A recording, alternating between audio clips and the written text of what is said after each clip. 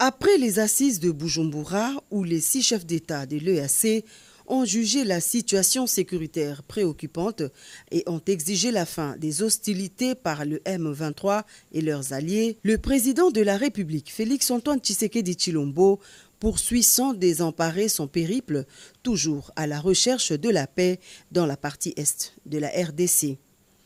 En route pour Indaba en Afrique du Sud, le chef de l'État, qu'accompagnait la distinguée première dame Denise Nyakeru Tshisekedi, est arrivé ce lundi 6 février à Luanda, capitale de la République d'Angola, pour rencontrer son homologue Joao Lourenço, qui pilote le processus dit de Nairobi depuis son début. Une escale utile de quelques heures qui a connu le soutien à leur pays d'origine d'une frange des Congolais qui ont choisi l'Angola comme seconde patrie et sont venus encourager le président de la République dans son infatigable recherche de la paix durable dans la partie orientale du pays. La rencontre se matérialise par un tête-à-tête en mode huis clos au palais présidentiel de Luanda en fin d'après-midi.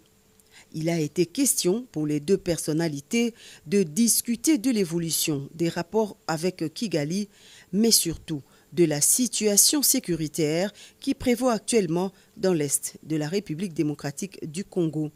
Cette réunion intervient au lendemain de l'entretien entre les présidents Félix-Antoine Tshisekedi Tshilombo et son homologue Denis Sassou Nguesso à Oyo, axé sur les mêmes faits.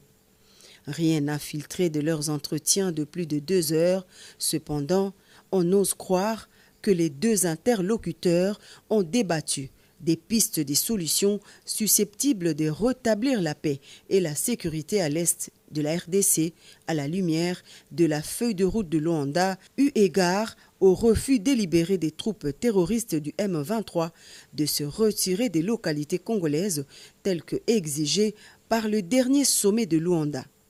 Ce qui prouve à suffisance le refus de son parrain de restaurer la paix aux Congolais de cette partie du pays épris de tranquillité.